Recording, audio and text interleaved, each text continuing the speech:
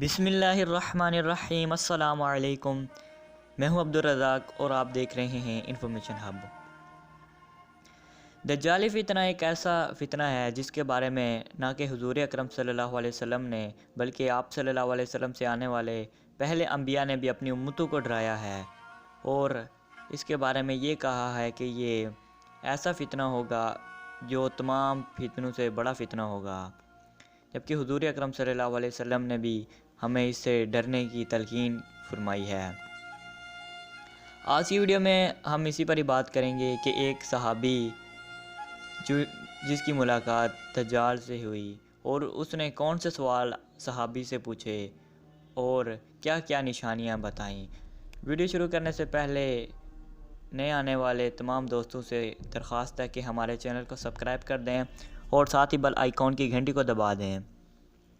حضرت فاطمہ بنت قیس نے فرمایا کہ میں نے حضور اکرم صلی اللہ علیہ وسلم کے ایک منادی کو یہ کہتے ہوئے سنا کہ الصلاۃ جامعہ، یعنی کہ نماز تیار ہے، اور میں نماز پڑھنے کے لیے چلی گئی۔ حضور اکرم صلی اللہ علیہ وسلم نے نماز پڑھائی اور میں نے بھی نماز پڑھی۔ پھر حضور اکرم صلی اللہ علیہ وسلم نے تمام صحابہ اور صحابیات سے ارشاد فرمایا کہ اپنی جگہ پر بیٹھ جاؤ، اور آپ صلی اللہ علیہ وسلم ممبر پر جا کے بیٹھ گئے۔ آپ صلی اللہ علیہ وسلم نے فرمایا کہ تمیم داری ایک نصرانی شخص ہے، اور وہ میرے پاس آیا اور اس نے میرے ہاتھ میں بیعت کی اور مسلمان ہو گیا، لیکن اس نے مجھے ایک بات بتائی جس کے بارے میں تمہیں آگاہ کرنا چاہتا ہوں۔ وہ فرماتا ہے کہ میں بنو لقمان اور بنو جذام کے لوگوں کے ساتھ ایک سفر پر روانہ تھا۔ ہمیں تقریباً 30 دن ہو چکے تھے، ہم لگاتار بحری جہاز میں سفر کر رہے تھے۔ پھر اچانک ہم ایک جزیرے کے پاس پہنچے اور شام کا وقت ہو چکا تھا۔ ہم اپنی چھوٹی چھوٹی کشتیوں میں ایک جزیرے کے اندر داخل ہوئے۔ جب ہم جزیرے کے اندر داخل ہوئے تو ہم مخلوق ملی جس کے بال لمبے، گھنے اور موٹے تھے، جس کی وجہ سے اس کا چہرہ نظر نہیں آ رہا تھا۔ ہم نے اس سے کہا تو ہلاک ہو، تو کون ہے؟ تو اس نے کہا میں جساسہ ہوں۔ ہم نے کہا جساسہ کیا ہے؟ تو اس نے کہا تم گرجے کی طرف جاؤ۔ اس نے گرجے کی طرف جب ہمیں جانے کے لیے کہا اور ہمارے نام پکارے تو ہم ڈر گئے کہ کہیں یہ شیطان نہ ہو۔ پھر ہم گرجے کی طرف گئے تو ہم نے ایک چیز دیکھی اور ایک انسان نما شکل کا بڑا سا آدمی دیکھا جس کے ہاتھ پاؤں زنجیروں سے بندھے ہوئے تھے اور وہ ادھر بیٹھا ہوا تھا۔ ہم نے اس سے پوچھا تو کون ہے؟ تو اس نے ہم سے سوال پوچھا۔ اس نے ہم سے پوچھا کہ ویسان کے کھجوروں کے درخت پر پھل آتے ہیں؟ ہم نے کہا ہاں آتے ہیں۔ تو اس نے کہا وہ زمانہ قریب ہے جب ان پر پھل نہیں آئیں گے۔ پھر اس نے کہا اس بحیرہ طبریہ میں پانی ہے؟ پھر ہم نے کہا ہاں ہے۔ اس نے کہا ان قریب اس میں سے پانی خشک ہو جائے گا۔ پھر اس نے ہم سے پوچھا ذرا غر کے چشمے کا کیا حال ہے؟ اس چشمے میں پانی ہے اور کیا لوگ اس سے کے پانی سے کاشتکاری کرتے ہیں؟ ہم نے کہا ہاں کرتے ہیں۔ اس نے کہا ان قریب اس کا پانی بھی ختم ہو جائے گا۔ پھر اس نے پوچھا امیوں کے نبی کے بارے میں بتاؤ کہ اس نے کیا کیا؟ ہم نے کہا کہ وہ مکہ سے ہجرت کر کر مدینہ چلا گیا۔ کیا عربوں نے اس سے جنگ کی؟ ہم نے کہا ہاں کی۔ پھر اس نے پوچھا انہوں نے عربوں سے کیا معاملہ کیا؟ ہم نے اس کو تمام واقعات بتائے۔ جو لوگ عربوں میں عزیز تھے ان پر آپ صلی اللہ علیہ وسلم نے غلبہ حاصل کر لیا اور انہوں نے اطاعت قبول کر لی۔ اس نے کہا ان کے حق میں یہی بہتر تھا۔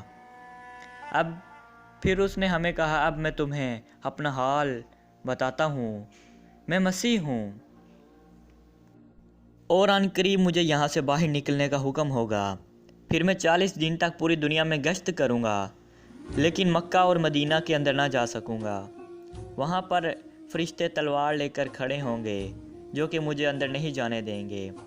پھر حضور اکرم صلی اللہ علیہ وسلم نے اپنا عصا مبارک اٹھایا اور منبر پر مارتے ہوئے فرمایا کہ یہ ہے طیبہ، یہ ہے طیبہ، یہ ہے طیبہ۔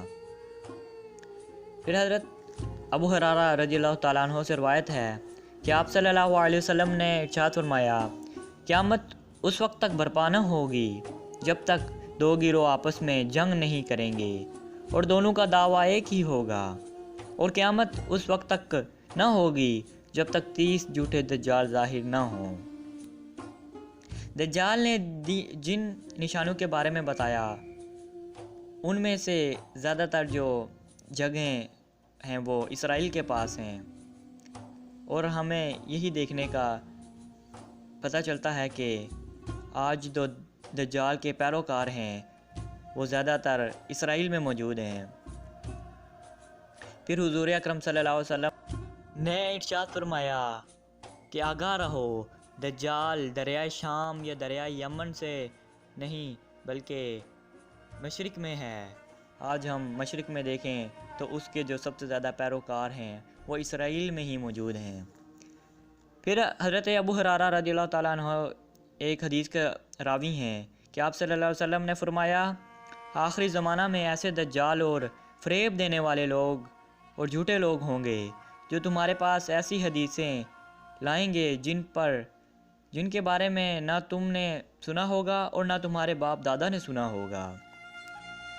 آج ہم اپنے ارد گرد نظر دوڑائیں تو ہمیں یہی دیکھنے کو ملتا ہے کہ ہر کوئی انسان یا ہر کوئی بندہ اپنی ہی طرف سے حدیثیں بنا کر لوگوں کو پیش کر رہا ہے، اور خاص کر ہمارے جو علماء، میں سب علماء کی بات نہیں کرتا، صرف ان علماء کی جو اپنے سے حدیثیں بنا کر لوگوں کو بتاتے ہیں، حالانکہ اس کے بارے میں ہمیں پہلے کبھی علم نہیں ہوتا یا پھر کسی نے نہیں بتائی ہوتی،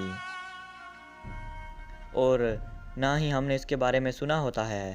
اس احادیث مبارکہ میں حضور اکرم صلی اللہ علیہ وسلم نے بھی اسی پر ہی بات کہتے ہوئے فرمایا تھا کہ کچھ لوگ یعنی کہ کچھ علماء بھی ہوں گے یا کچھ جھوٹے آدمی بھی ہوں گے جو کہ علماء کا اور مسلمانوں کا لبادہ اڑے، مسلمانوں کے درمیان آئیں گے اور ان کو گمراہ کرنے کی کوشش کریں گے۔ آج ہم یہی دیکھتے ہیں کہ کتنا آسان ہو گیا ہے ہمیں گمراہ کرنا، چاہے وہ سوشل میڈیا ہو، ٹی وی ہو یا کوئی اور ذریعہ ہو جس کے ذریعے سے ہمیں یہ گمراہ کر سکتے ہیں۔ اگر آج کے دور میں ہمارے سامنے دجال آ جائے یا پھر اس کے پیروکار ہمیں گمراہ کرنے کی کوشش کریں تو ہم کتنے آسانی سے گمراہ ہو سکتے ہیں، اور ہم آہستہ آہستہ گمراہی کی طرف جا بھی رہے ہیں۔